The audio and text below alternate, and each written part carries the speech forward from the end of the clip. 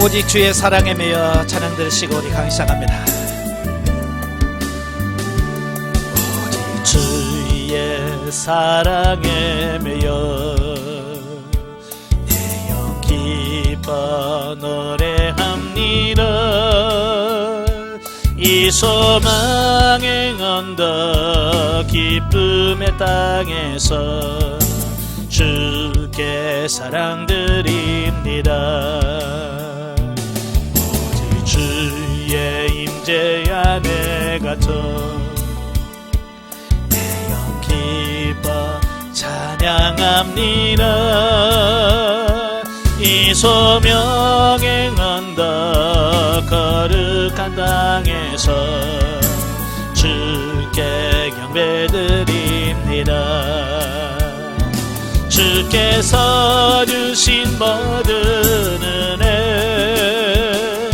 나는 말할 수 없네.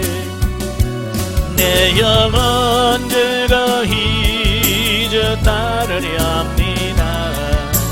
주께 내 삶 드립니다. 아멘. 기도하겠습니다. 은혜로우신 아버지, 오늘 귀한 시간 허락해 주시고 로마서의 말씀을 같이 상고하게 하셔서 감사합니다.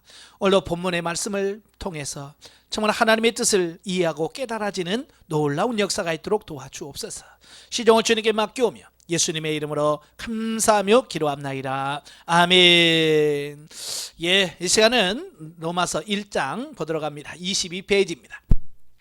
22페이지에 오시면 1장이 나오게 되는데요. 로마서 1장은 바울의 인사말과 본서 기록 목적 및 이방인의 죄와 타락상에 대한 말씀을 하는데, 자, 그 중에서 1절부터 7절은 인사말입니다. 그러니까 본단락은 그 시작은 서신서의 형식으로 시작을 합니다. 그래서 수신자 또 보내는 송신자에 대하여 소개를 하고요, 그들에게 문안하는 형식으로 되어 있지요. 그러나 내용에 들어가게 되면 복음에 관한 깊이 있는 해설과 신약과 구약과의 연결점 및 그리스도에 대한 심오한 신비와 더불어 믿음으로 구원에 이르는 구원의 원리가 소개되어지고 있습니다. 예, 서론에서 말씀드렸지만 형식은 편지이지만 논문집이라고 할 수 있다. 예, 마치 논문을 보는 것 같은 느낌을 받게 되죠. 자, 먼저 바울은 자신을 소개합니다. 자신을 뭐라고 소개하냐면 예수 그리스도의 종이라. 예. 그래서 자기 자신의 영적 신분에 대하여 바울이 자기 자신의 영적 신분에 대해서 소개합니다. 그리스도의 종이라. 자, 우리도 가끔 우리는 주의 종입니다 라는 말을 씁니다. 근데 과연 정말 삶의 현장에서 우리가 예수 그리스도의 종인가, 아니면 예수님이 우리의 종인가요? 예? 말은 우리가 예수 그리스도의 종이라고 하면서 하는 짓을 보면 반대예요. 우리가 주인이고 예수님은 종이가 돼. 예? 그래서 예수님으로 우리가 존댓말만 쓰죠. 하나님 주시옵소서 뭐 하면 그 존댓말 빼면 뭐 달라고 하는 거 똑같은 거예요. 그러니까 어떻게 보면 내가 진짜 종이어야 되는데 종이 아닌 경우가 너무 많아요. 정확하게 내가 예수 그리스도의 종이라고 하는 거, 또 주님이 나를 사도로 부르셨다라고 하는 거, 여기서 뭐예요? 자기 사명, 자기 직분, 이걸 정확하게 인식을 하고 있었다라고 하는 거죠. 예, 이는 그가 복음을 전하게 하여 전적으로 헌신된 자이며 또한 그의 사도권과 전하는 복음이 신적 기원과 권위를 가지고 있음을 나타내주고 있습니다. 예, 사실은 말씀은 말씀의 권위는 누가 하느냐에 따라서 달라지는 거거든요. 그러니까 같은 말일지라도 도지사가 하는 말과 대통령이 하는 말 다르죠. 그죠? 왜? 그분의 영향력이 있기 때문에 누구의 말이 더 권위 있느냐? 도지사보다는 대통령의 말 한마디가 더 권위가 있는 겁니다. 마찬가지로 바울도 자기가 자신이 전한 이 말씀이 자기 말이 아니라 하나님이 주신 말씀이다. 우리 설교도 마찬가지예요. 설교도 뭐예요? 내 말을 전하는 게 아니잖아요. 내가 하고 싶은 말 전하는 게 아니잖아요. 우리는 하나님의 말씀을 전하는 그런 거예요. 그래서 설교가 권위 있는 게 뭐냐면 내가 권위 있는 것이 아니라 내가 전하는, 나에게 주신 말씀을 주신 그분이 권위가 있기 때문에 우리 설교하는 우리의 설교가 권위 있는 거예요. 자, 다음으로 바울 자신이 전하는 구원의 진리, 곧 복음은 구약에서부터 약속되어 온 하나님의 구원 계획이 성취된 것으로서 예수 그리스도의 성육신과 죽음 그리고 부활에 관한 것이라고 밝히고 있는데, 이 부분은 복음의 내용을 압축해 놓은 것이라고 할 수 있습니다. 그래서 바로 여기서 복음이라고 하는 게 뭐냐? 예수 그리스도가 우리를 위해서 오셨고 십자가에 못 박혀 죽으셨고 다시 부활하셨고, 이게 뭐냐? 이게 복음이다. 끝으로 바울은 자신이 사도 직분을 받은 것이 이방인들에게 복음을 전하기 위한 것임을 밝힌다. 즉 이방인들로 하여금 예수 그리스도를 믿어 순종케 함으로 구원에 이르도록 하는 것이 자신이 이방인의 사도로 소명받은 바라는 것이다. 그래서 빌립보서 1장 7절 8절에서도 사도 바울이 뭐라 그래? 동일하게 자신을 하나님이 이방인의 사도로 부르셨다라고 증언하고 있습니다. 이걸 통해서 뭘 말씀하느냐? 확실한 사명의식. 내가 해야 할, 이 땅에 있는 동안 내가 무슨 일을 해야 되는지에 대한 이런 사명의식을 확실히 갖고 있다라고 하는 것을 보여주고 있습니다. 이것은 오늘날 우리 목회하는 우리도 마찬가지예요. 내가 목사로서 어떤 사명을 감당할 것인가, 자기가 해야 할 일, 이걸 모르니까 여기서 끼웃거리고 저기서 끼웃거리고 여기 세미나 갔다 저 세미나 갔다 맨날 돌아다니는 게 뭐냐면, 하나님이 나를 왜 부르셨는가라는 사명의식이 분명하지 없기 때문에 그런 거예요. 우리는 이 사명의식이 분명해야 될 줄 압니다. 8절부터 17절까지 보면 복음에 나타난 하나님의 의. 자, 본문에서 바울은 먼저 로마 교인들의 신앙이 전파되면서 다른 지역에서 복음을 전파하는 데에도 긍정적인 영향을 미친 것에 대하여 진심으로 감사를 드리면서 그들을 위하여 자신이 오래전부터 기도해 왔음을 밝히고 있습니다. 그러니까 사도 바울은 로마에 간 적도 없잖아요. 그럼에도 불구하고 로마에 복음이 전파되어지고 로마 교회가 세워지기 위해서 기도하고 있었다라고 말하는 겁니다.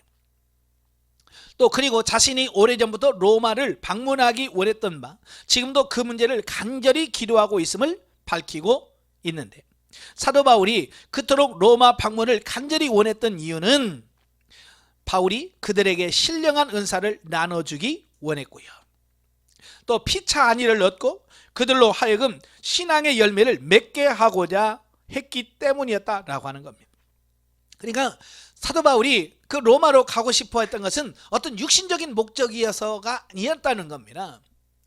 우리가 서울에 올라가도 그렇잖아요. 아우, 서울인데 그래도 한번 가봐야지. 어떤 이제 구경차 와서 가는 게 아니잖아요. 그죠? 바로 로마에 가는 이유 분명한 거예요. 어떤 육신적인, 그래도 죽기 전에 서울은 한번 가봐야지, 로마는 한번 가봐야지, 그런 육신적인 그런 게 아니라 그들에게 신령한 은사를 나눠주고 피차 안위를 받고 신앙의 열매를 맺도록 하기 위해서 내가 가기를 원한다라고 말씀하고 있는 겁니다. 특히 여기서 헬라인이나 야만인이나 지혜 있는 자나 어리석은 자에게 내가 빚진 자로다 라고 고백하는 14절의 말씀은 그가 얼마나 그리스도의 복음을 향한 뜨거운 마음의 소유자였는가를 알게 해주며, 로마 교회에 복음을 전하려는 마음이 얼마나 절실했던가를 잘 보여줍니다. 자, 우리가 이제 여러분 빚을 져봤습니까? 빚을 지면 어때요? 마음이 편해요, 안 편해요? 늘 부담감이 있잖아. 이걸로 갚아야 되는데 라고 하는 어떤 그런 부담감을 갖고 있는 거예요. 그래서 특히 유대인들은요 더 심합니다. 이 빚이라고 하는 것은 반드시 꼭 갚아야 되는 어떤 것들을 지칭할 때 빚졌다라는 표현을 쓰는 겁니다. 그래서 구약에서 보면 유대인을 노예로 삼을 수가 없습니다. 그죠? 율법적으로 그 같은 유대인을 노예로 삼을 수가 없어. 근데 노예가 되는 길이 있습니다. 그게 뭡니까? 남에게 돈을 빌렸는데 그 빌린 돈을 갚지 못하면 요즘에 배째라는 말 하잖아요. 나 죽이든 살리든 마음대로 해. 나는 못 줘. 그 버티는 거. 이 유대는 그런 게 없어요. 자기를 팔아서라도 자식을, 그 빚 대신에 자식을 그 집에 줘서 노예로 파는 겁니다. 그만큼 이 유대인에게서 이 빚은 뭐냐면 자기 자신을 그 집에 노예로 팔려 들어갈 만큼 중요하고 반드시 갚아야 되는 게 빚이에요. 그러니까 사도 바울은요, 내가 너에게 빚진 자로다 라고 하는 말은 무슨 말이냐면 굉장히 반드시 꼭 해야만 된다는 강한 열망, 열정, 부담감, 이런 것을 표현할 때 빚진 자다라는 표현을 사용하고 있습니다. 그러니까 이걸 얼마나 사도 바울이 로마로 가고 싶었는지를 보여주는 그 고백이라고 할 수 있겠죠. 이와 같이 간절히 복음을 전하려는 마음을 품은 바울에게 있어서 전도의 대상은 세계 모든 민족들이었다. 왜냐하면 복음은 모든 믿는 자에게 구원 주시는 하나님의 능력이 되기 때문이다. 이 사실 하나만으로도 바울은 많은 핍박 속에서도 복음을 부끄러워하지 않고 오히려 자랑으로 여기면서 복음을 전파했다라고 하는 겁니다. 예. 오늘도 많은 사람들이 복음 전하는 걸 부끄러워합니다. 왜 그렇습니까? 복음이 뭔지를 잘 모르기 때문에 그래요. 예수님 뭐라고 그래요? 평소에 나를 부끄럽게 하면 내가 천사와 함께 올 때 나도 그를 부끄러워하겠다. 오늘 저와 여러분 복음을 부끄럽게 여기면 안 되고요, 영광스럽게 여기고 사도 바울처럼 당당하게 복음을 전할 수 있는 이런 삶이 되셔야 됩니다. 한편 16, 17절에서 본서의 주된 주대인 이신득의 원리를 가르쳐주고 있는데요, 이것이야말로 복음의 핵심이다. 바울이 모든 사람에게 전파하려는 구원의 진리다. 즉 이것은 죄로 인하여 영원한 멸망에 이를 수밖에 없는 인간들에게 유일한 구원의 길을 제시해주고 있는 것이다. 자, 여기서 말하는 하나님의 의라고 하는 게 뭐냐? 하나님께서 죄인된 우리를 구원하시기 위하여 독생자 예수 그리스도를 대속물로 내어주신 구속사역을 말합니다.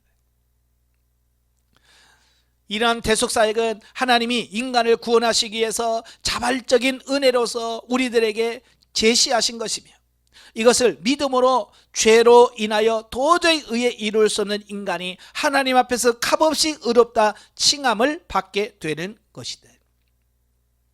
예, 또한 이와 같은 내용의 본문을 본서의 특징을 잘 나타내 준다. 즉 이를 통해서 본서는 단순히 편지가 아니라 기독교 신앙의 정수인 믿음, 칭의, 구원 등의 문제를 심도 깊게 다루고 있는 교리서라고 하는 사실을 우리가 알 수 있다라고 하는 겁니다. 예.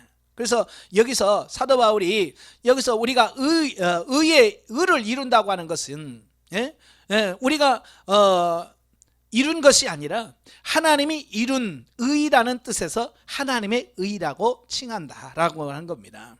예. 다시 말해서 구원은 전적인 하나님의 은혜로 된 거다. 이걸 강조합니다.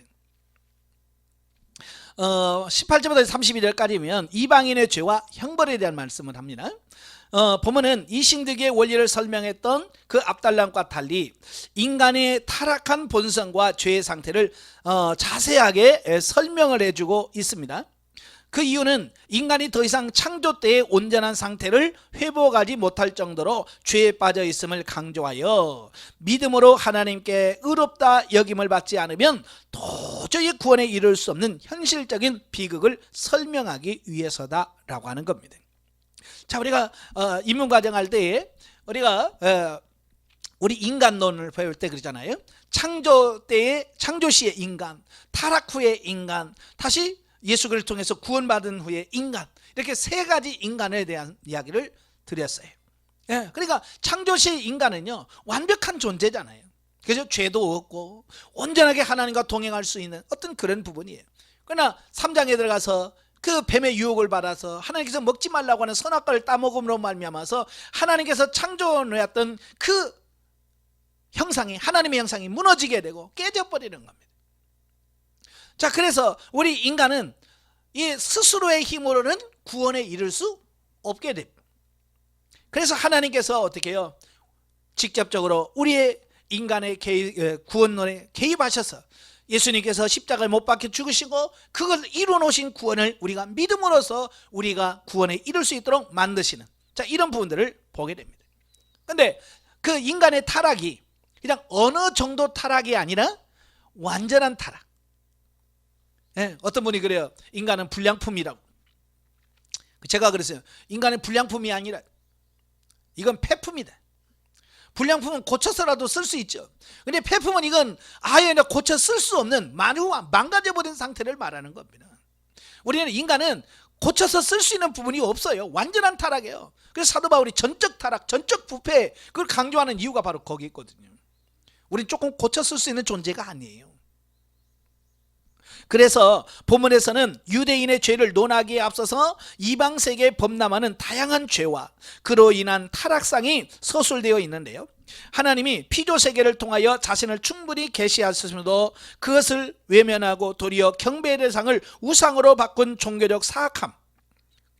이방인들의 죄가 뭐냐면 분명히 피조물을 통해서 하나님의 살아계심을 보여주었거든요. 태양을 보고 자연의 아름다움을 보면서 야, 이걸 지으신 분이 누구냐, 하나님이, 이걸 발견하도록 했는데 도리어 어때요? 그 피조물을 하나님처럼 섬긴다 그 말이에요.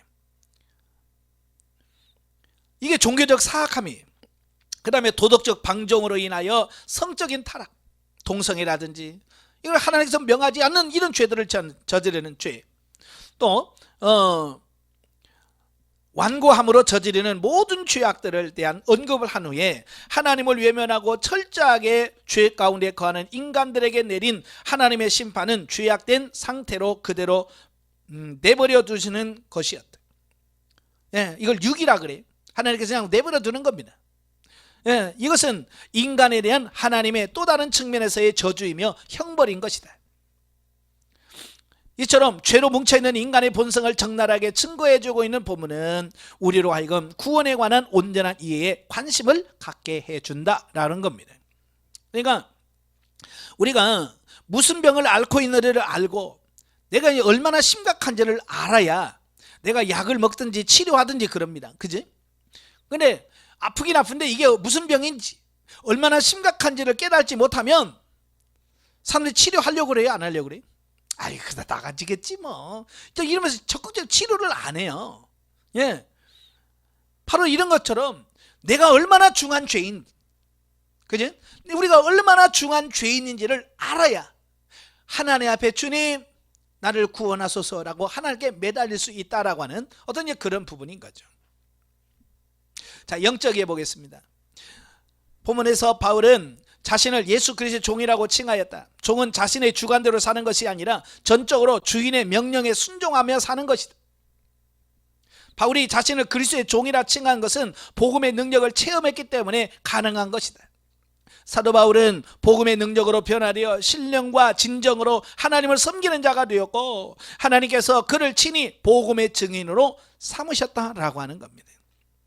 그러니까 바울처럼 이렇게 복음의 능력을 체험하지 못하니까 그저 우리는 복음을 이용해서 육신의 문제나 해결하려고 하는 기복주의로 빠지는 겁니다.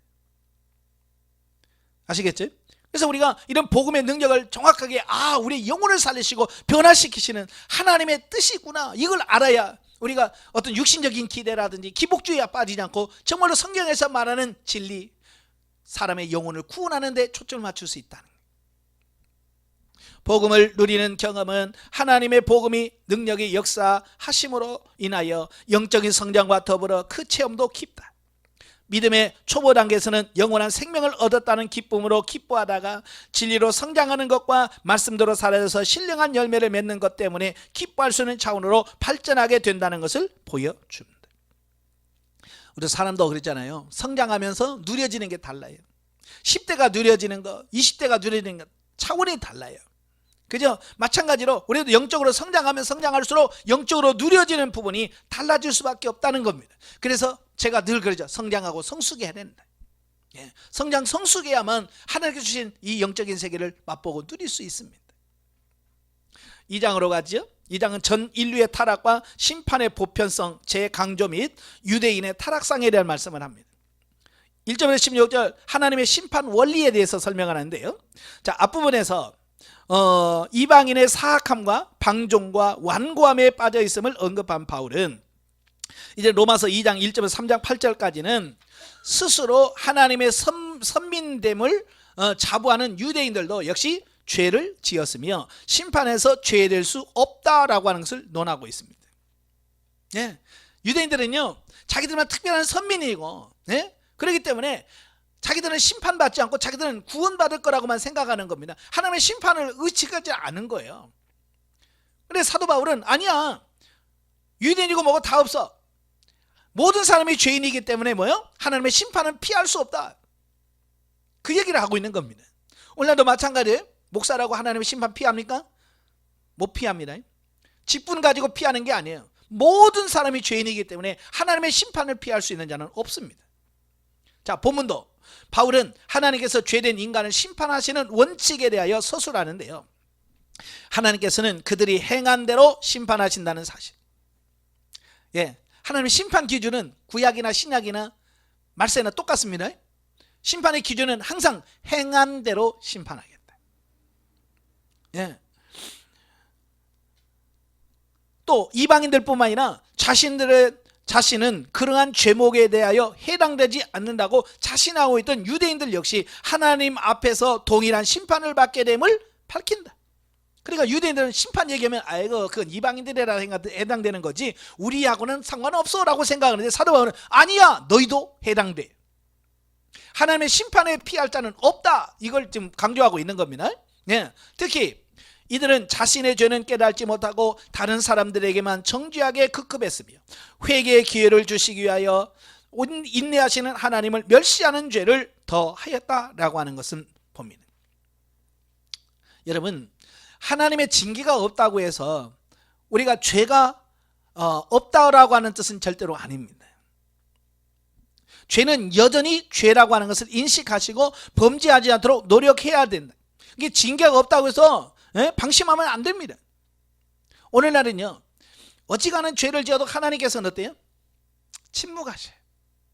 그러니까 사람들이요 완전히 용기를 얻어가지고요, 아, 죄져도 상관없는 거구나. 그래서 자기 마음대로 막 삽니다. 하나님의 심판이 없는 것처럼. 아니에요. 하나님은 인내하고 계시는 것 뿐이에요. 참으시는 겁니다. 오래 참으시는 겁니다. 왜? 심판날이 정해져 있기 때문에 그래요. 그래서 유기했다고 해서 죄가 없는 건 아니에요. 자식들도 그러잖아요. 자식들이 실수하고 죄 지면 어때요?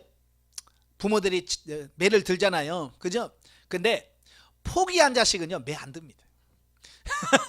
그렇잖아요. 알았어, 나 죽든지 말든지 네 맘대로 해. 심지어 경찰서에서 연락이 오면 나 그런 자식 없습니다. 경찰서 경찰들이 그래요.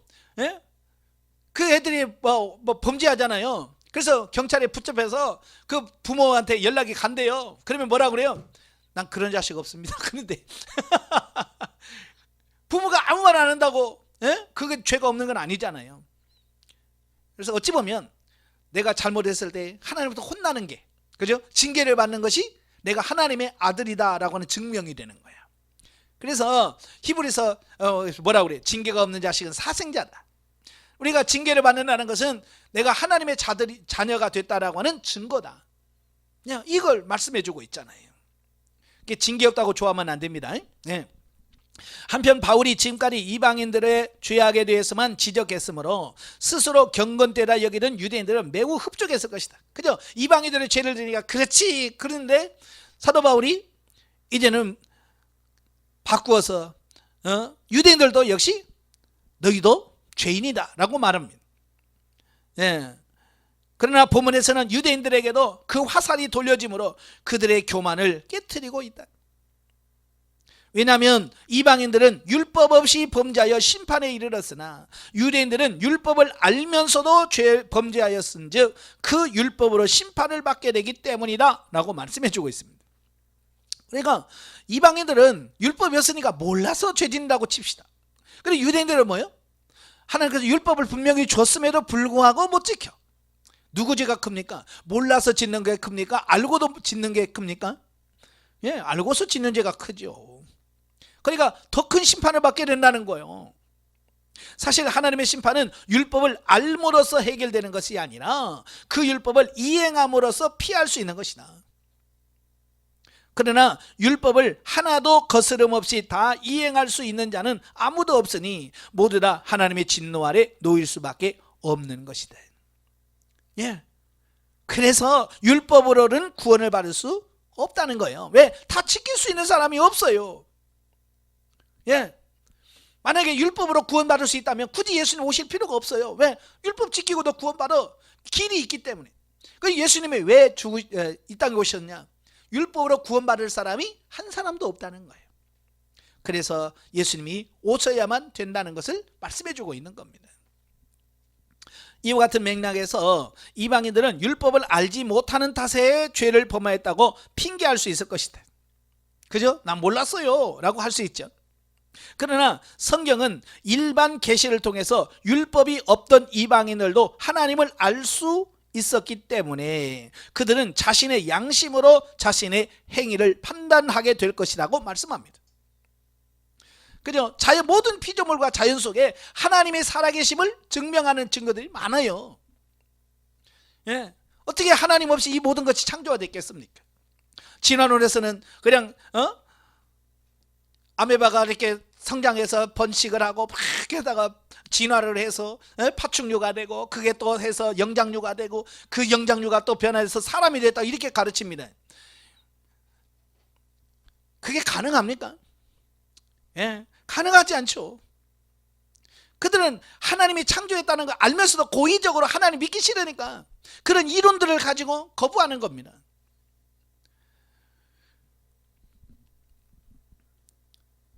일반 계시로 하나님을 분명히 알 수 있을진데 그들은 고의적으로 그걸 거절하는 거예요. 그러니 그들이 하나님의 심판을 피할 수 없는 것은 당연한 거죠. 그래서 율법이 없는 자들에게는 심판의 기준이 뭡니까? 양심이에요. 율법이 있는 사람의 심판은 율법이 기준이고 율법이 없는 사람 이방인들은 양심의 심판의 기준이 된다는 겁니다. 즉 문제는 유대인이나 헬라인이나 누구든지 하나님의 뜻을 바로 행하느냐 아니하는 여부에 달려 있다라고 하는 것을 보게 됩니다. 그래서 저와 여러분들이 하나님의 심판을 피할 수 있는 것은 하나님의 뜻을 분명하게 깨닫고 순종해야 하나님의 심판을 피할 수 있다는 거 꼭 기억하시길 바라요. 17절부터 29절까지면 율법주의적인 유대인의 죄성.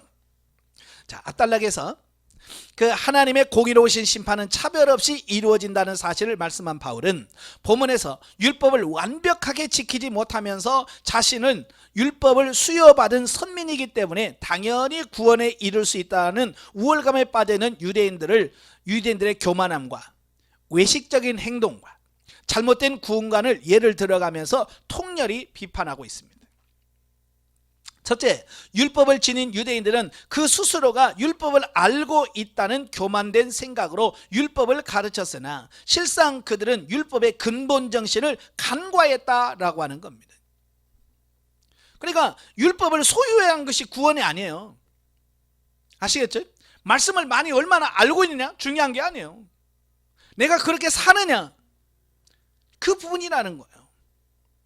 살지 않으면서 나는 율법을 알고 있어 라고 해서 다른 사람 가르쳤어 라고 하는 그것으로 우리가 의롭게 될 수 있는 것은 아니라고 하는 사실입니다.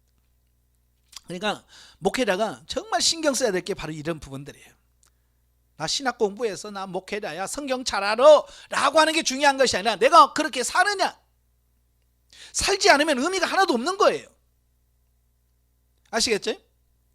둘째는 뭐냐, 유대인들은 남에게는 율법 준수를 강요하면서도 그들 자신은 율법의 근본 뜻을 저버리고 위선을 행함으로써 도리어 하나님을 욕되게 했다라고 하는 겁니다. 예수님도 바리새인들을 향해서 그렇잖아요. 다른 사람들은 무거운 짐을 져주고 자기들은 뭐요? 하나도 지키지 않는데. 우리가 자칫 잘못하면 목회자가 그럴 수 있습니다. 예를 들어서 성도들에게는 기도해야 됩니다, 기도해야 돼요 라고 하면서 자기는 안 해. 사랑해야 됩니다 라고 설교하면서 성도들한테는 뭐 사랑해야 됩니다, 사랑 안 하면 안 됩니다 그래 놓고 자기는 사랑 안 해. 이건 의미가 없는 거예요. 내가 사랑해야 돼요, 내가 기도해야 돼요, 내가 말씀 봐야 됩니다. 아시겠죠? 예. 그렇지 않으면 우리도 바리새인처럼 위선에 빠질 수 있습니다. 셋째, 유대인들은 할례 의식을 행하는 것에 의하여 구원받을 수 있다는 오류에 빠져 있었다. 사실 할례는 하나님이 그들을 하나님의 백성으로 삼으신다는 언약의 증표였으며 거기에서는 율법에 대한 그들의 믿음과 순종이 요구되었다는 겁니다. 그러나 유대인들은 율법의 근본 정신에 대한 준행은 망각한 채 할례와 같은 형식적인 율법 준수만으로 구원받을 수 있다는 잘못된 생각에 빠진 것이다 라고 하는 겁니다. 그래서 바울은 본문에서 율법의 영적 의미를 되살려 이를 마음에 새기고 온전히 지키는 자만이 참된 할례자임을 말하며 이러한 내면적 유대인만이 구원에 이를 수 있음을 분명하게 밝히고 있습니다. 예. 그러니까 영성훈련 하면서도 마찬가지예요. 나 영성훈련 받았어요, 나 수련했어요, 나 수련한 지 얼마나 됐어요 라고 말하는 게 중요한 게 아니에요.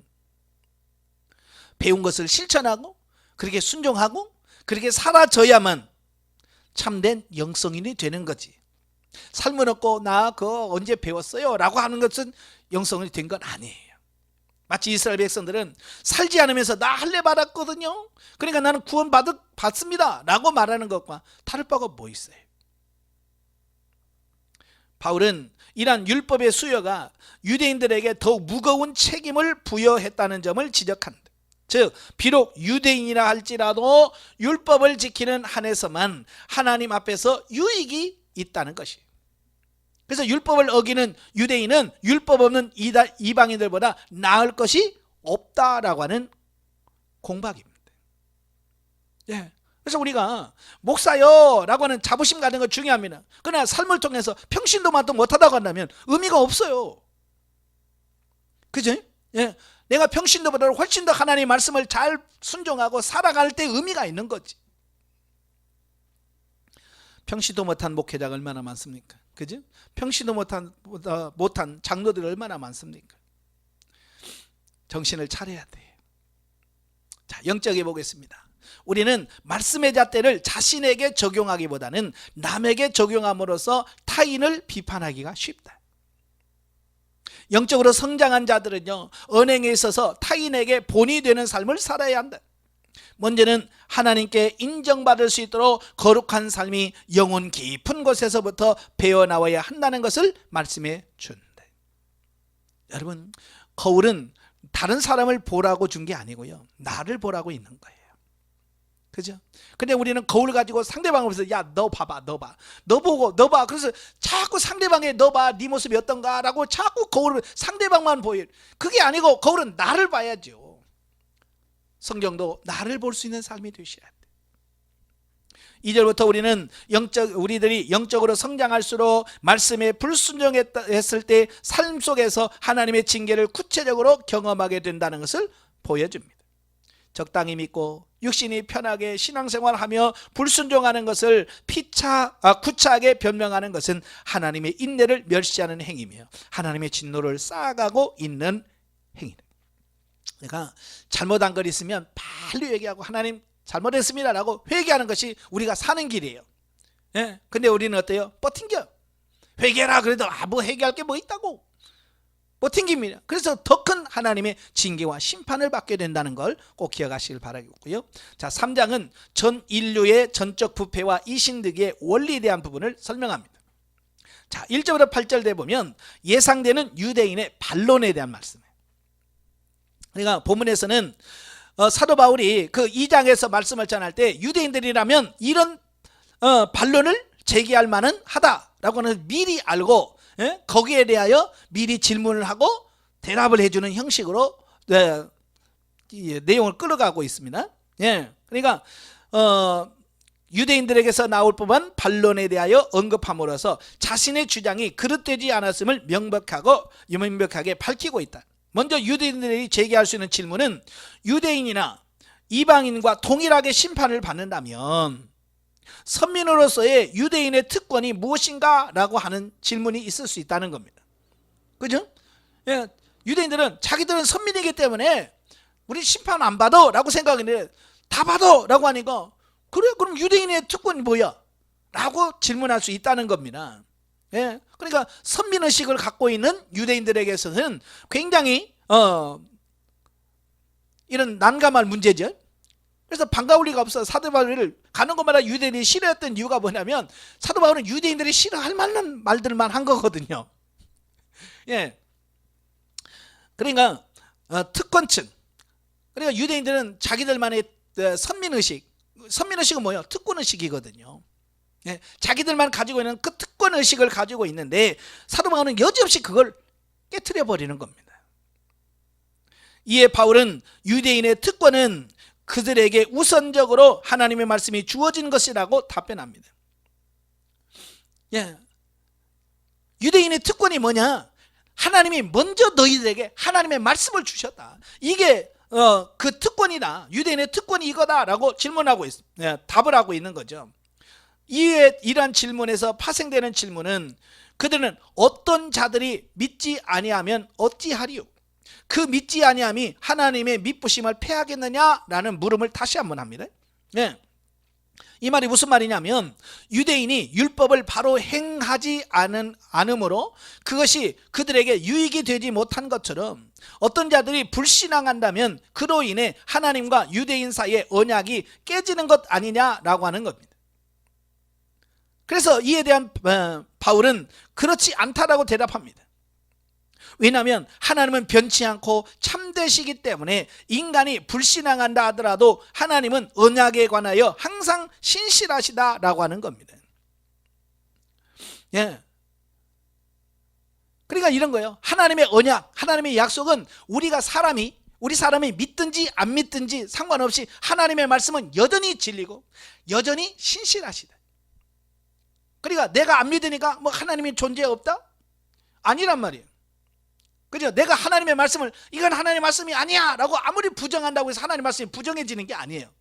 내가 믿든지 부정하든 상관없이 여전히 하나님의 말씀은 하나님의 말씀이고, 예? 진리는 계속해서 진리예요. 만약에 내가 거부해서 하나님 말씀이 안 된다 그러면 뭐 지옥이 있다, 나 거부합니다, 그러면 지옥이 없어지는 거예요. 그렇게 됩니까? 예? 안 되죠. 내가 거부하든 상관없어요. 하나님의 말씀은 진리고요. 예? 우리가 아무리 거절해도 천국은 있고 지옥은 있는 겁니다. 아시겠죠? 지금 그 얘기를 하고 있는 거예요. 사실 하나님과 유대인과의 언약 관계에 있어서 중요한 것은 유대인의 믿음이었다.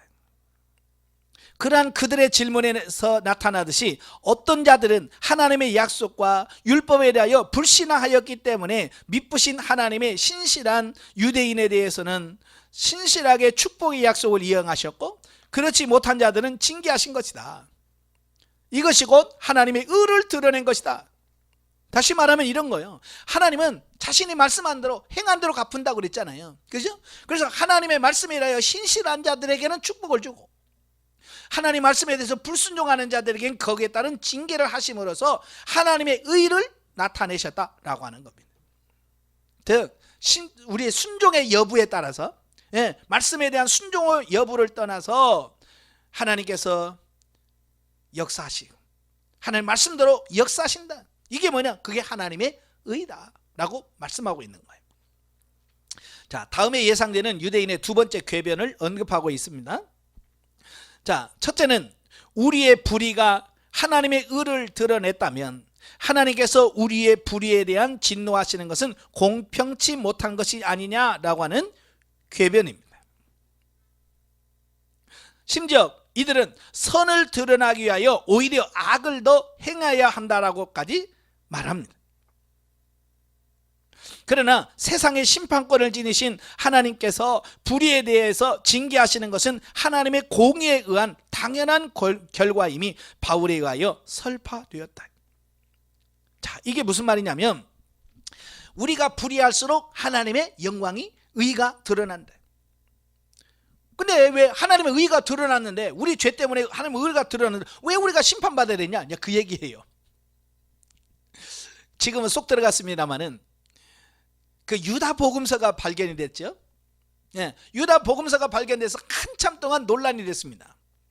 그게 무슨 말이냐면, 유다 복음이라고 하는 것은 뭐냐면 가룟 유다의 배신으로 인하여 예수님이 십자가에 못 박혀 죽으시고, 예수님이 십자가에 못 박혀 죽으셨기 때문에 인류가 구원받을 수 있었다.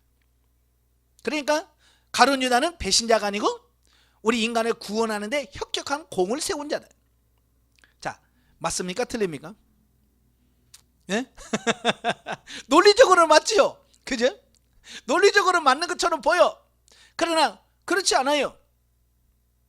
예, 바로 이런 거예요.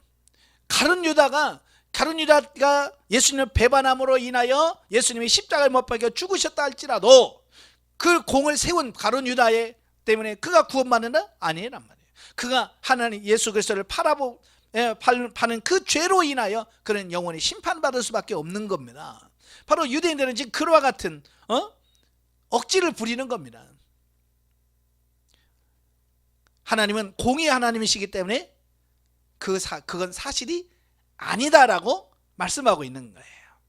아시겠죠? 그 다음에 또 하나, 둘째는 나의 거짓말로 하나님의 참되심이 드러났다면 내가 왜 죄인으로 심판받아야 하는가? 라고 하는 궤변입니다.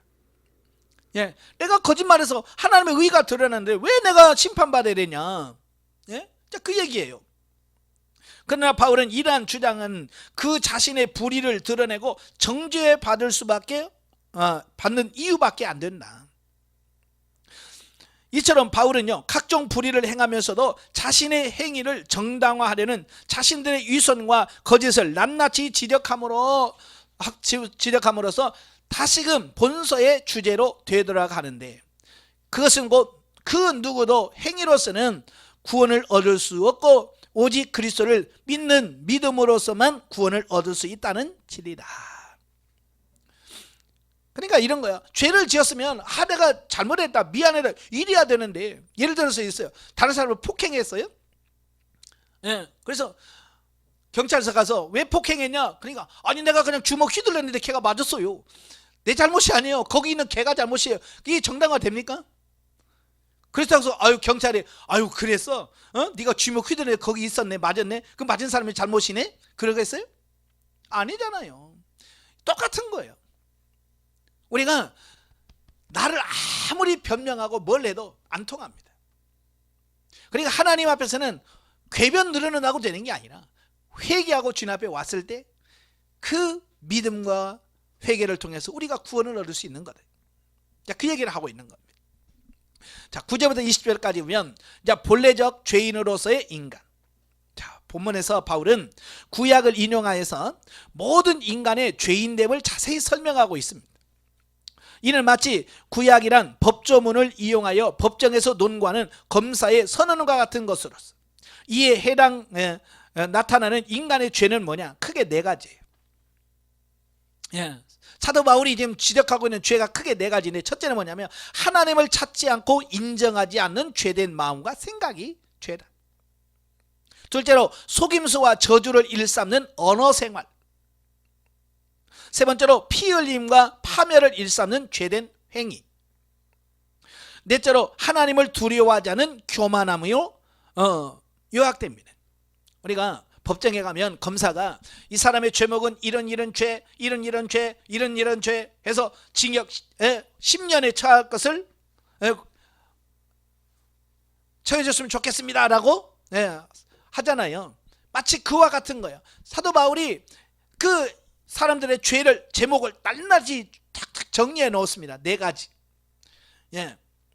즉 이는 인간이 전적으로 타락해 있음과 그로 인하여 모든 인간이 심판 아래 있을 수밖에 없음을 명쾌하게 규명한 것이다. 즉 죄 해결은 하나님의 긍휼에서 찾아야 할 것이며 유대인이나 이방이나 다 같이 자신이 하나님 앞에서 전적인 부패의 상태에 있다는 것을 깨달아야 된다라고 하는 겁니다.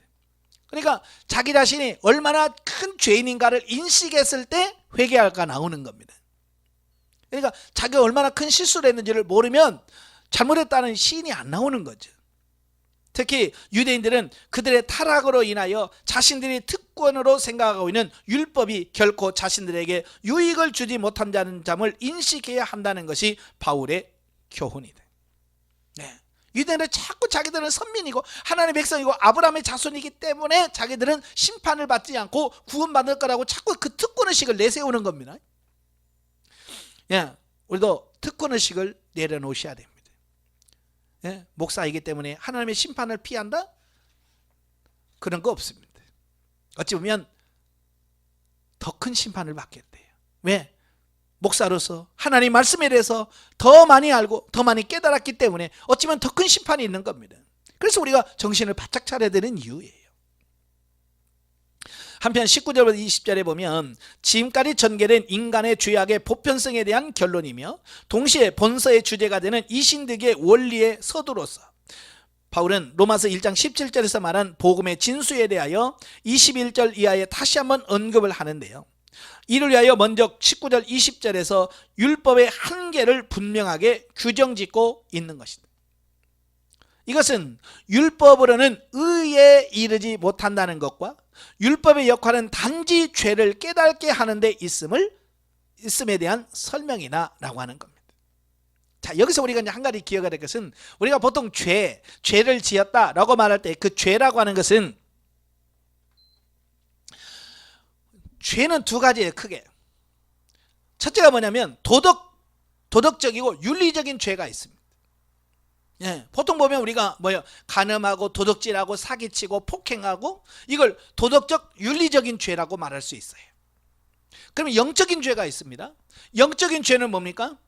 우상을 숭배하거나 또 주일 성수하지 않는 거라든지 11조를 하지 않는 거라든지, 더 나아가서 선을 알고도 행치하지 않는 죄, 또 기도하지 않는 것도 죄라고 그랬어요.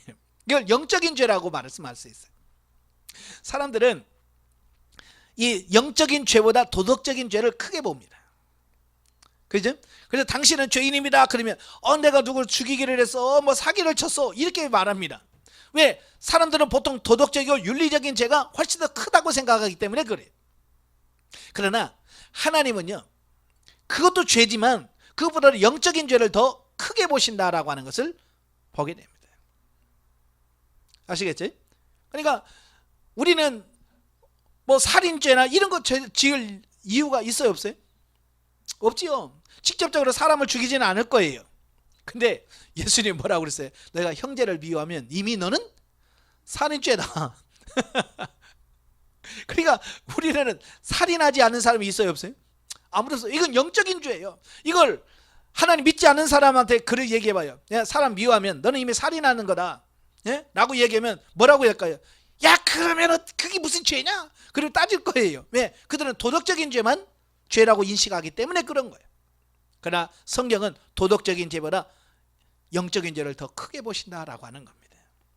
그래서 하나님을 믿지 않는 죄, 보통 사람들은 그거 믿을 수도 있고 안 믿을 수도 있고 근데 자유지, 그렇게 생각할 수 있지만 하나님 앞에서는 가장 큰 죄예요. 그래서 지옥에 들어가는 가장 첫 번째 큰 죄가 뭐예요? 하나님을 믿지 않는 죄, 영적인 죄란 말이에요. 자, 21절에서 31절까지면 이신득의 원리와 그 보편성, 지금까지 바울은요, 모든 인간이 하나님 앞에서 죄인임을 구체적으로 언급하게 했는데요, 이는 인간이 죄인이라는 자각이 없이는 구원의 다음 단계에 이르지 못하기 때문이래. 그러니까 제일 먼저 필요한 게 내가 죄인이구나 라고는 인식, 이게 제일 중요하다는 거죠. 그렇다면 이제 죄인됨을 자각한 인간이 어떻게 구원에 이를 수 있는가? 나는 죄인의 끝 아니잖아요. 내가 죄인인데 그 죄를 어떻게 해결하여 구원에 이를 수 있는가? 이게 중요한 거죠. 즉 전적으로 타락한 인간을 구원하시기 위하여 하나님은 죄 없으신 성자 예수님을 대속물로 선택하셨는데, 그분만이 인간을 구원하시려는 하나님의 사랑과 범죄한 인간은 반드시 죽음에 이른다고 하는 하나님의 공의를 동시에 만족시킬 수 있었기 때문이다. 따라서 예수님은 이러한 하나님의 구원 계획에 자발적으로 순종하여 육신을 입으시고 이 땅에 오셔서 죄된 인간을 위하여 친히 대속물이 되어 주셨다. 이것이 하나님 편에서 구속 사역을 성취하시기 위해 능동적으로 취하신 이신득의 한 측면이다. 이것은 하나님이 인류를 구원하시기 위하여 이루어 놓으신 구속사입니다. 이걸 우리가 객관적 구속사라고 말합니다. 나와 관계없이 하나님께서, 성부, 성자, 성령 하나님께서 이루어 놓으신 구속사를 객관적 구속사라고 표현합니다. 그 객관적 구속사가 뭐예요? 우리 인간편에게, 개개인에게 적용되어집니다. 이걸 주관적 구속사라고 그래요. 자, 다음으로 구원을 얻기 위해서 인간편에서, 이건 이제 주관적 구속사죠. 기본적으로 취해야 할 자세로서 믿음이 필요함을 밝힙니다. 객관적으로 이루어진 그 하나님의 구속사가 내 개인에게 적용되려면 뭐가 필요하다고요? 믿음이 필요하단 말이에요.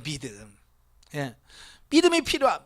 즉 인간에게 이러한 은혜가 적용되기 위해서는 요구되는 것은 오직 믿음뿐이다.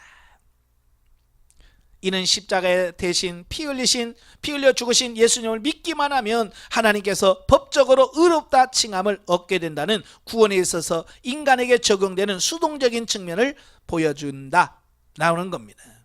그러니까 사람들은 그저 하나님이 이루어진 그 객관적인 구속사를 믿음으로 수용하면 돼. 네, 아멘 하고 받아들이면 구원을 얻게 된다. 따라서 인간 편에서는 어떤 자랑도 있을 수 없다. 왜? 내가 뭐 한 게 있어야 자랑을 하죠. 그죠? 내가 한 게 있어야 자랑을 하죠. 근데 내가 한 게 없으면 자랑할 수가 없어. 구원에 대해서는 우리가 자랑할 게 하나도 없습니다. 이러한 두 가지 요소가 복합된 것이 바로 이신층의 원리이며 인간이 구원을 얻기 위한 유일한 방법인 것이다. 한편 죄가 유대인이나 이방인 모두에게 보편적으로 있는 것과 마찬가지로 이신득이 원리를 통하여 그 영광에 참여하는 것 역시 모든 사람에게 적용되는 하나님의 전적인 은혜임을 본문은 증거해주고 있습니다. 따라서 이러한 과정의 측면에서 볼 때 구원이 믿음으로 얻어지는 것 때문에 마치 이제는 율법은 소용없는 것인 양 여겨지는데, 그러나 믿음은 율법의 구원에 대한 한계성을 극복하여 도리어 율법을 견고하게 하는 것임을 바울은 분명히 밝히고 있다. 그러니까 이 잘못 오해를 하면 율법은 우리를 구원하는데 이루는데 한계가 있지만 삶에서는 율법은 굉장히 중요한 부분이에요. 그러니까 구원에 대해서는 율법은 한계가 있습니다. 그러나 우리를 거룩하게 하는 데에서는 율법은 대단한 역할을 합니다. 그러니까 지금 바울이 그 율법의 한계를 자꾸 얘기하는 것은 우리를 구원함에 있어서 한계를 얘기하는 거예요. 그죠?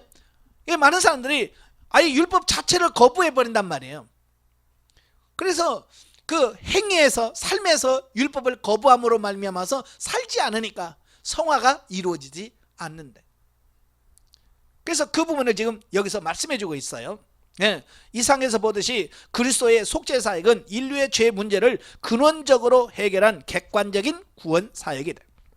그리고 그러한 그리스도의 구원 성취를 주관적인 신앙으로 믿고 그리스도를 받아들이는 자에게 주시는 하나님의 은혜, 그게 곧 칭의다. 그러므로 이제 누구든지 하나님의 은혜로 제공하신 것을 믿음으로 받아들일 때 저희 죄는 기억도 아니 되고 대신 의가 주어짐으로써 온전히 구원에 이르게 된다라고 하는 겁니다. 아멘. 이것을 믿어야 돼. 이것을 믿음으로 수용할 때에 구원이 이루어지고 칭의가 이루어진다. 이러한 사실을 통해서 영적 이방인이었던 우리가 죄에서 구원받게 된 것은 하나님의 전적인 능력으로 주어진 구원 사역이 있음을 깨닫게 됩니다. 또한 우리가 값없이 의롭다 여겨주신 하나님의 은혜에 감격하지 않을 수 없다. 이렇듯 행위나 인간적인 조건으로 얻을 수 없는 구원을 얻은 우리의 삶은 진정 자랑이나 교만이 아닌 감사와 헌신이 지속되도록 해야 된다라고 하는 겁니다. 영적에 보겠습니다. 본문은 우리의 행위로서 의에 이르는 것이 아니라 전적인 하나님의 은혜로 의인이 되며 영적으로 장성한 분량의 이름에 따라 육신의 의가 아닌 하나님의 의를 덧입는 삶을 누리게 됨을 발견할 수 있다. 우리는 의인이라 칭함받는 하나님의 자녀이기 때문에 하나님의 은혜와 축복이 예비되어 있다. 따라서 믿음으로 행해지는 흰 세마포옷을 입어가는 거룩한 삶이 될 때에 현세와 더불어 영원한 내세의 축복으로 직결되어진다. 흰 옷 입는 삶은 뭡니까? 성도에 오른 행실. 우리 삶이 변화돼야 돼요. 이건 다른 말로 칭의. 칭의가 되어야 완성이 되어지는 겁니다. 하나님께서 율법을 주신 것은 하나님의 사랑을 나타내시려 함이고 예수 그리스도는 율법을 완성하려 오신 것이다. 율법은 눈은 눈으로 이는 이로 갚으라고 하나 예수님은 원수를 사랑하라고 말씀하신 바와 같이 믿음 안에서 그리스도의 사랑을 실천하게 될 때 오히려 율법을 완성하게 된다는 것을 말씀하고 있다. 그래서 여러분 율법을 완성해 가시길 바라요. 율법을 완성하는 길이 뭐예요? 사랑입니다. 사랑은 율법을 완성한다 그랬어요. 자, 4장으로 가죠. 이신득의 신뢰, 아브라함의 칭의. 1절부터 8절 믿음으로 의롭게 된 아브라함. 그러니까 앞장에서 바울은 이신득의 원리, 곧 전적 부패한 인간이 구원을 받기 위해서는 율법의 행위나 공적으로서가 아니라 율법의 모든 요구를 만족시키신 예수 그리스도의 구속의 복음을 믿음으로 구원 얻는 원리에 대하여 설명했다면, 본장은 이신득의 신뢰를 들어서 설명함으로써 그 원리의 타당성을 입증해주고 있다. 그러니까 이신층의 원리가 사실이다, 이걸 증명할 수 있는 성경적 근거가 있어야 돼요. 그죠? 그래서 지금 사도 바울이 4장에서는 그 성경적 근거를 말하는 겁니다. 그 신뢰가 뭐냐?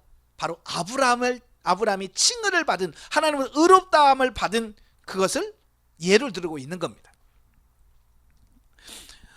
바울은 아브라함을 그 대표적인 인물로 제시합니다. 왜냐하면 구약의 유인들 가운데 그 아브라함을 능가할 만한 믿음의 사람은 없었다. 그죠? 그래서 아브라함을 뭐라고 그래? 믿음의 조상이라고 하잖아요. 그죠? 그만한 믿음, 대단한 믿음을 가진 소유자였습니다. 또한 하나님의 친구라 여김을 받을 정도로 하나님 보시기에 의로운 사람이 누구냐? 아브라함이었다라는 겁니다. 자, 그런데 전통적으로 유대인들은요, 아브라함의 의를 사람의 행위로서 이루어진 의라고 생각합니다. 우리도 아브라함이 행위로 의롭다고 여김을 받았다라고 생각을 합니다. 그죠? 왜요? 아브라함은요, 하나님께서 친척, 본토, 친척 아비의 집을 떠나라 라고 했어요. 순종했거든요. 그러니까 봐라, 순종했잖아 해서 믿음의 조상이 된 거야 라고 생각할 수 있다, 그 말입니다. 그러나 이에 대하여 바울은 본문을 통해서 아브라함이 하나님에게 의인으로 인정받은 것은 결코 아브라함의 행위 때문이 아니라 그의 믿음 때문이었다라고 창세기 15장 6절을 근거로 밝히고 있습니다. 15장 6절에 뭐라고 그래요? 아브라함이 하나님을 믿으니 여호와께서 이를 그의 의로 여기셨더라. 다른 게 아니에요. 뭘 착한 일을 했기 때문에, 떠났기 때문에 의인이라고 말한 게 아니라 하나님을 향해서 믿었단 말이에요. 여호와를 믿었다는 겁니다. 그러니까 하나님께서 그를 의로 여기셨다라고 말씀해주고 있는 겁니다. 우리는, 제가 이제 창세기 강의하면서 말씀드렸지만, 우리는 자꾸 아브라함의 잘한 것만 생각을 해요. 아브라함의 실수는 그냥 묻어가 버려요. 근데 사실은 잘 보면 아브라함도 실수가 참 많은 사람이에요. 그죠? 하나님께서 하늘의 별을 봐라, 바닷가의 모래를 봐라, 셀 수 있느냐? 내 후손을 내가 이렇게 많게 해주겠다. 자, 그러니까 그걸 믿지도 못하고 어때요? 바로 어때요? 하갈을 취해서 이스마엘을 낳아버려요. 믿음이 있었다면 그렇게 안 하죠. 그죠? 믿음이 없으니까 그렇게 하겠죠. 애굽으로 내려가서 자기가 죽을까봐 자기의 부인 사라를 누이 동생이라고 속여서, 심지어는 애굽 왕 바로와 결혼까지 시켜줍니다. 자, 이런 남자가 어디 있습니까? 여러분도 그런 남편이 있으면 좋아하겠죠? 다른 남자한테 돈 받고 팔아버리면 좋아하겠습니까? 그럴 사람은 없죠. 근데 아브라함은 그런 사람이에요. 자기 살겠다고 아내를 팔아먹은 사람이 아브라함이에요. 자, 그러니까 이것은 하나님 앞에서 의로움으로 자랑할 만한 자는 아무도 없다라고 하는 것을 보여주는 겁니다. 아브라함도 역시 그의 행위로 의롭다함을 받은 게 아니야, 그 얘기를 하고 있는 거예요. 즉 아브라함의 선행과 순종은 그가 하나님을 믿음으로써 얻게 된 확고한 신앙의 열매였다라고 하는 것을 말씀해 주고 있습니다. 이걸 잘 이해하셔야 돼요. 이게 뭐냐면 구원 얻기 위한 전제 조건으로 선행과 순종을 하는 건 율법주의예요. 아시겠죠? 내가 구원 얻기 위해서, 내가 천국 가기 위해서 선행을 해가고 순종하는 것은 율법주의예요. 그럼 복음은 뭐냐? 복음은 내가 이미 하나님의 은혜로 구원받은 자예요. 구원받았기 때문에 내가 감사해서 하나님 말씀에 순종하고 지키는 겁니다. 이 차이예요. 그게 순서가 뒤바뀌면 율법주의냐 복음이냐, 이가 차이가 나는 겁니다. 다시 말하면 아브라함은 순종했기 때문에 칭의된 게 아니라 하나님 말씀은 믿음으로 말미암아 행했기 때문에 그의 하나님께서 의롭게 여기셨다. 그러니까 순종은 어찌 보면 믿음의 열매예요. 그러니까 본토 친척 아비 집을 떠나라 그럴 때 아브라함이 순종했잖아요. 떠났잖아요. 그렇게 떠날 수 있었던 그 원인이 뭐예요? 하나님에 대한 믿음이 있었기 때문에 순종이 나왔다는 거예요. 이게 순종 이전에 먼저 믿음이 있었다는 거예요. 자, 이걸 강조하고 있는 거예요, 지금 아브라함이. 이는 더 나아가서 인간이 구원을 얻기 위하여 노력할 것은 아무것도 없고요. 오직 예수 그리스도의 구원을 위하여 일하심으로 하나님의 의가 은혜로서 우리에게 주어짐을 말한다. 자, 이러한 구약의 예는 아브라함뿐만 아니라요, 유대인들이 믿음의 영웅으로 생각한 다윗의 경우에도 나타납니다. 즉 시편 32편 1절 2절에서 하나님의 용서에 대한 바울의 확신이 기록되어 있는데요, 거기서 밧세바를 취한 사건에 대한 회개 후에 용서받은 체험을 얻은 다윗은 죄를 용서받은 근거가 자신의 죄성을 인정하고 믿음으로 하나님의 긍휼을 바라봄으로써 값없이 의를 얻었다라고 고백합니다. 여러분, 이 다윗이 우리아를 죽이고 그의 부인 밧세바를 자기의 처를 삼았어요. 이건 율법으로 말하면 뭐가 돼요? 어떻게 해야 돼요? 돌로 쳐 죽어야 돼요.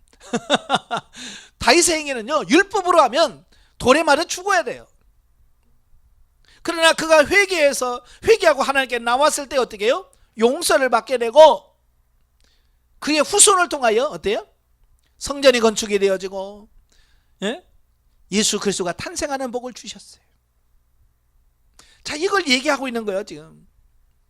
이처럼 죄사함을 물론 의롭다 인정하는 유일한 방법이 행위가 아니라 믿음이라는 사실을 바울이 처음으로 말한 것이 아니라 구약시대부터 이미 입증되어 오던 진리였다는 겁니다. 그러니까 아브라함과 다윗의 삶을 통해서 하나님은 행위로 구원받는 게 아니라 믿음으로 구원받는다라고 하는 진리를 계속해서 말씀했다는 겁니다. 근데 사람들이 그걸 이해를 못했다는 거예요. 따라서 오늘날 성도들이 이러한 구원의 원리에 입각해서 오직 믿음만을 추구하는 삶을 살아야 된다. 이러한 삶을 살 때 그 결실로서 얻어지는 행위의 열매가 참된 믿음의 소유자라고 하는 입증에 하여 줄 것이다 라고 하는 겁니다. 예. 그러니까 믿음 있는 사람은 이런 삶의 열매들이 나타나는 겁니다. 그러니까 그 믿음이 없으니까 그런 열매들이 나타나지 않는다는 거예요. 9절에서 12절까지면 할례와 무관한 칭의. 자, 앞달락에서 행위가 의롭다 하심을 받은 것과 무관함을 밝힌 바울은 다음 달락에서 할례가 구원과 무관함을 논증하고 있습니다. 왜냐하면 당시 그 유대인의 그 율법주의자들이 예수님을 믿어도 할례를 받아야 된다, 그래야 구원을 이룰 수 있다라고 주장을 하는 겁니다. 거기에 대해서 사도 바울이 그건 아니야 라고 반론을 제기하고 있는 거예요. 그러니까 구원과 할례는 무관하다, 상관없다, 이제 그 얘기를 하고 있어요. 그러니까 유대인들이 아브라함과 관련된 할례를 통하여 의롭게 되는 것이 가능하다라고 주장하는 것에 대하여 바울은 창세기 17장 10절 이하를 통해서 반박하고 있습니다. 아브라함이 할례를 받은 것은 이미 오래전에 믿음을 통하여 하나님으로부터 얻은 칭의를 보증하기 위하여 후에 얻은 외부적인 표식일 뿐이라는 것이다. 그러니까 할례가 먼저냐, 칭의 의롭다가 먼저냐라고 하는 거예요. 할례 받기 이전에 이미 아브라함은 16장 5절에서 하나님을 믿으니 그를 의롭게 여기셨다라고 말씀했습니다. 그러니까 할례 받기 전에 이미 그는 의롭다함을 받았다라고 하고요. 할례는 뭐냐? 의롭다함을 받은 것의 표시라는 겁니다. 그러므로 할례는 외적인 형태가 결코 의의 조건이 될 수 없다라고 하는 것을 말씀해 주고 있습니다. 이게 반대로 할례를 받고 너는 할례 받았으니까 너는 의롭다라고 했다라면 유대인들의 주장이 맞아. 그죠? 그러나 아브라함은 이미 칭의를 받았어요. 의롭다함을 받았고 후에 할례를 받았기 때문에 의롭게 되는 것과 할례는 무관하다. 그 얘기예요. 이런 사실은 초대교회 시대에 믿음과 더불어 유대인들의 전통이었던 할례 역시 구원에 이르기 위해서 준수해야 하는 규례라는 주장을 반박하는 것임과 동시에 믿음이 아니고는 아무것도 의에 이룰 수 없음을 다시 한번 확증지어 준다는 의미를 지니고 있습니다. 따라서 우리는 감사함으로 이러한 은혜를 받아들이면서 값없이 받았으므로 또한 값없이 나누어 주는 삶을 살아야 할 것이다. 그리고 아브라함이라도 행위로는 의롭다함을 받지 못했음을 기억하여 우리의 행함이 아무리 선하다 할지라도 주 앞에서는 의롭다고 자랑할 수 없음을 깨달아야 할 것이다. 13절 25절 아브라함의 영적 후손. 자, 본문은 그 믿음과 그 할례의 관계를 논하는 앞부분에 의해서 계속해서 아브라함의 믿음으로 이루어진 하나님의 약속에 대하여 말하는데요. 먼저 아브라함이 그로 인하여 모든 족속이 복을 얻으리라 라고 하는 하나님의 언약을 받은 것도 아브라함의 믿음 때문이었지 결코 율법 때문이 아니었다라고 하는 것을 언급해 주고 있습니다. 왜냐? 아브라함이 이 약속을 받을 때, 이 약속이 뭐예요? 그로 인하여 모든 족속이 복을 얻으리라. 그 약속이거든요. 그 약속을 받을 때가 율법을 받기 훨씬 이전이었기 때문이다. 아까는 할례와 칭의를 비유를 들었죠? 이제는 뭐냐면 율법과 하나님의 그 약속이 언제 주어진 거냐? 자, 이 말씀을 하고 있습니다. 자, 이 말이 무슨 말이냐면 이런 거예요. 유대인들은 자신들이 아브라함의 혈통이기 때문에 자연스럽게 하나님의 자녀가 되고 구원받은 후사가 되었다라고 믿고 있습니다. 근데 바울은 거기서 반론을 제기합니다. 바울은 본문에서 혈통적인 아브라함의 후손보다는 영적인 후손이 더 중요하다. 혈통보다는 영적인 믿음의 이 부분이 중요하다. 이걸 강조하고 있거든요. 자, 왜 그러느냐? 자, 아브라함은요, 율법이 있기 전에 이미 하나님부터 인정받은 사람이에요. 율법은 아브라함 때부터 약 500년 이후 신의 산에서 주어진 게 율법이에요. 그러니까 아브라함의 구원은 그 약속은 율법보다도 훨씬 500년 전에 있었던 일이라 그 말이에요. 또한 아브라함이 인간으로서는 불가능한 때에 아들을 얻은 것 역시 죽은 것을 소생시키는 하나님의 부활의 능력으로 말미암은 것이지만 또한 아브라함의 믿음이 선행되지 않았다면 이루어질 수 없었던 것이다. 그렇죠? 100살에 그 아들을 낳았어요. 무엇 때문에? 그의 믿음 때문에. 그는 죽은 것을 소생시킬 수 있는 믿음을 갖고 있었기 때문에 하나님 그 믿음을 가지고 이삭을 주셨다는 얘기예요. 자, 이삭과 관련해서 바울은 이제 아브라함은 유대인뿐만 아니라 모든 믿는 자의 조상이라고 합니다. 그러기에 믿음의 후손이라 함은 할례와 같은 육체적인 구별이나 진노를 초래할 수밖에 없는 율법에 기인한 것이 아니라 약속을 성취하시는 하나님의 주권과 그것을 믿는 믿음에서 비롯된 됨을 주장하고 있는 것이다.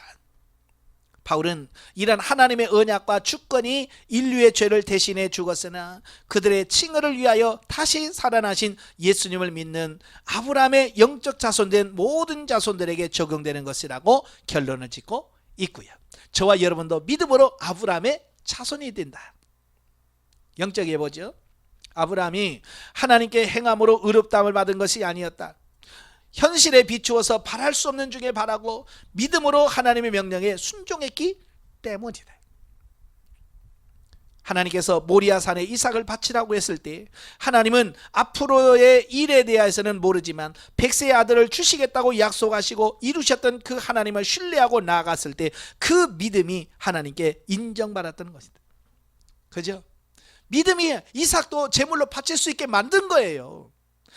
이삭을 제물로 바쳤기 때문에 믿음의 조상이 된 게 아니란 그 말이에요. 우리는 하나님의 은혜 가운데 이미 우리의 죄를 모두 사하고 의인이라 칭하신 분이 매 순간 선하게 인도하신다는 믿음으로 순종해야 된다. 아멘. 예. 그래서 믿음이란 말로만 믿는다고 고백하는 것이 아니라 하나님께서 말씀하시고 약속하신 바를 성취하심을 믿고 행동으로 옮기는 것까지를 포함한다. 야고보서 2장 17절의 말씀과 같이 행함이 없는 믿음은 죽은 믿음인 것이다. 그래서 여러분도 믿어요, 나 믿음 있어요 라고 말로만 하지 말아요. 그게 뭐예요? 삶으로 보여지고 주님께 묻고 주님께서 말씀하신 대로 순종하는 것을 통해서 정말 내가 믿음이 있다는 것을 삶으로 증거할 수 있는 저와 여러분이 되어야 될 줄로 믿습니다. 기도하겠습니다. 은혜로우신 아버지, 우리가 그동안 신앙생활하면서 유대인처럼 신앙을 생활할 때가 많습니다. 그러나 이런 부분 로마서의 말씀을 통해서 유대인처럼 믿어서는 구원에 이룰 수 없다라고 분명히 말씀합니다. 하나님, 이 훈련을 통해서 우리의 가치관들이 바뀌어지게 하옵소서. 어떤 행위나 어떤 것으로 의로워지는 것이 아니라 믿음으로 의롭다함을 받을 수 있고 천국에 갈 수 있다는 사실을 기억하게 하옵소서. 믿음으로써 이제 아름다운 삶의 변화까지 갈 수 있도록 우리를 도와 주시옵소서. 예수님의 이름으로 감사하며 기도합나이다. 아멘. 하나님께 드립니다.